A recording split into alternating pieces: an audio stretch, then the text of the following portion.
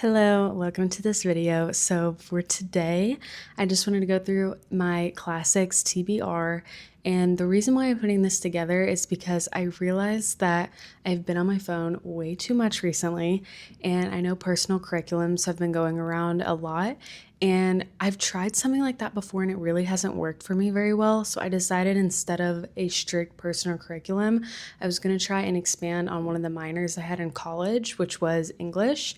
And I realized I haven't read a lot of the classics. So I wanted to put together a list of classics that I think I would really enjoy. And I'm going to try to put effort towards reading those for the rest of the year and see how many I can get through. So I'm hoping that this can be my personal curriculum, which is my English classics reading list. Without further ado, here are the books that are going to be on my classics reading list for the rest of the year. Okay, and then I have my notes down here if you see me looking down here and reading. So to start off, I was on a really big Jane Eyre kick for a little bit. I was watching all of the different movie adaptations. I absolutely love Jane Eyre, and I realized I've never read the book, so I think I'm a fake fan without reading it. Jane Eyre, just something about it, the gothic atmosphere I have just really been into recently. So I think this will be a perfect book to get me kind of into the fall groove of things. Staying on that kind of theme, I want to read Wuthering Heights. I've never read Wuthering Heights. I've again watched like the movie adaptations and I absolutely love the gothic atmosphere. Hot take, I actually liked the new Wuthering Heights adaptation a lot more than I thought I would. I was really shocked, but I did like it, so it's kind of making me want to read the book. I also can't believe that sisters wrote those two books. Like, what was going on in the moors to make these wonderful literature works come to life? And also, they had a third sister that I don't really know much about, so I need to figure out. I think they were all authors, maybe. I don't know. I need to do a deep dive on sisters, and I think it would also be fun to complement reading these with also learning about the Moors and like England at that time, because I'm also a big history buff. So I think it's going to be fun to read things, and then instead of a set personal curriculum, I'm going to try to complement my reading with anything that sparks my interest in the books along the way. And I'm sure that English history are really going to strike my interest. Next up, I really love Jane Austen like most people do, and I've never read Emma, so I really want to read Emma. I need to watch the new adaptation with, what's her name? Anya Taylor-Joy, but I want it to be after I read the book because I found that sometimes if I watch the movie adaptation, I'm less inclined to read the book. And I don't want that to be the case with Emma. I think that'd be a great classic to read.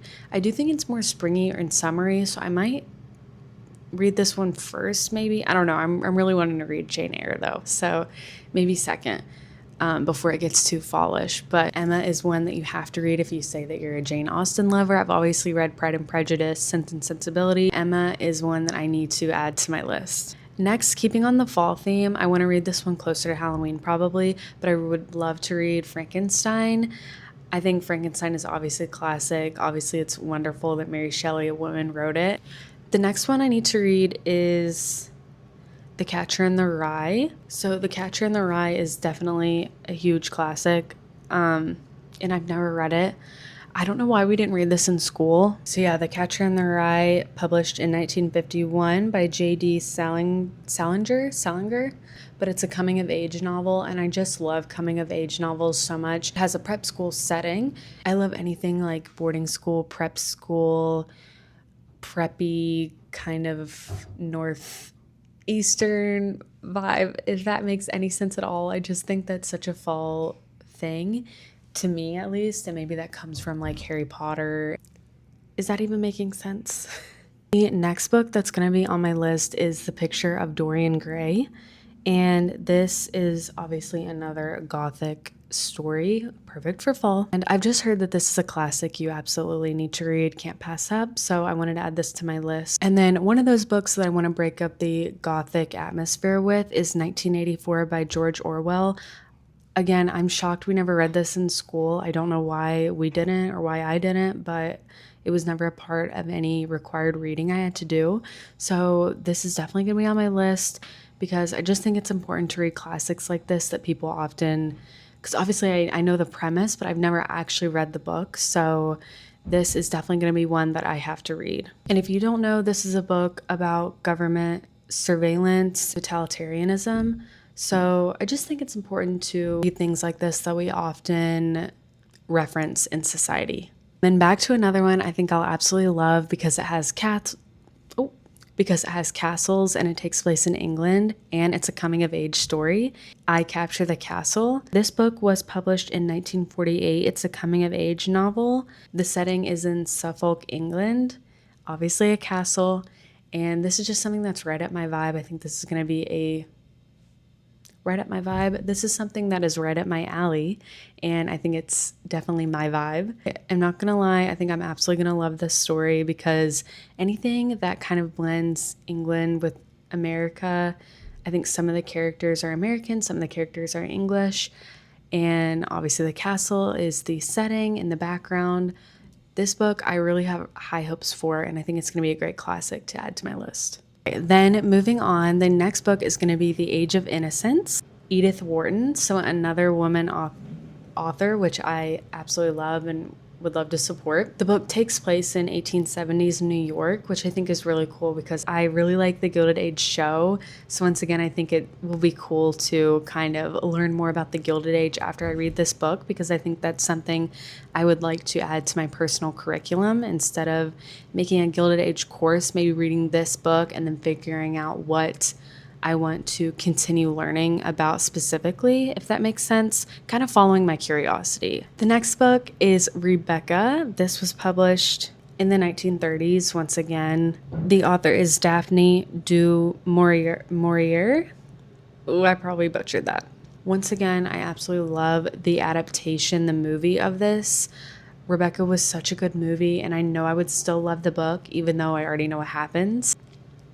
And again, this is obviously another Gothic piece of work, and I just already know I'm going to love that because I love anything that has a Gothic theme to it, which so many of these classics do.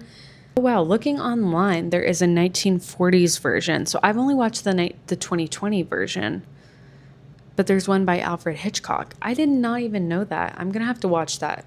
Interesting. Okay, so I'm going to add that to the personal curriculum. The next book is one I can't believe I haven't read, and that was never a required reading in school, but it just wasn't. For some reason, I never got around to reading it, but it is The Handmaid's Tale.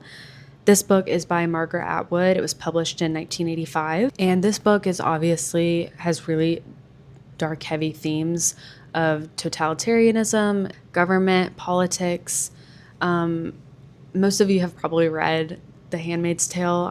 This is another one similar to 1984 that I feel like we reference a lot as a society. We know what happens, and I just think it's important to have read these books that we reference a lot.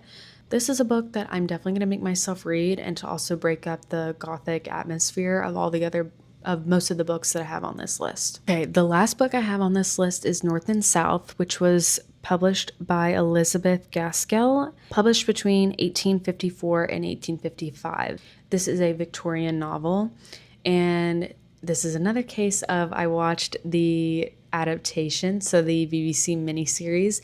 This is one I have watched and rewatched. I absolutely love this miniseries so much, and I think I would really like the book.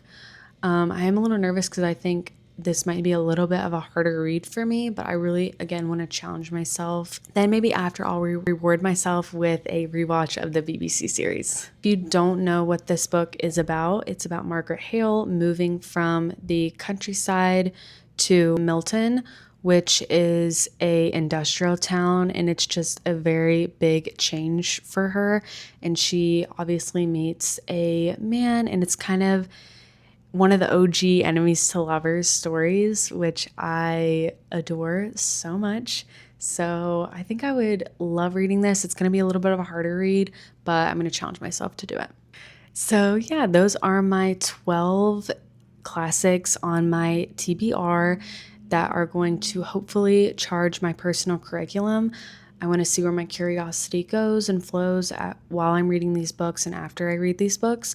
I don't know how long it's going to take me. I'm not going to give myself a set date. I'm hoping to work through at least 5 of them by the end of the year, but we'll see. I don't want to burn myself out, and I also want to give myself room to study things about the novel on the side and not force myself just to hit a reading goal just for the sake of it. I really want to take in the material, and I know some of them will be a little bit harder of a read and some of them have deeper themes. So yeah, let me know what you think of my list. I'm curious what your list is. If you have any classics on your TBR, what you think of any books on my list. If you want to talk about them anymore in the comments, let me know.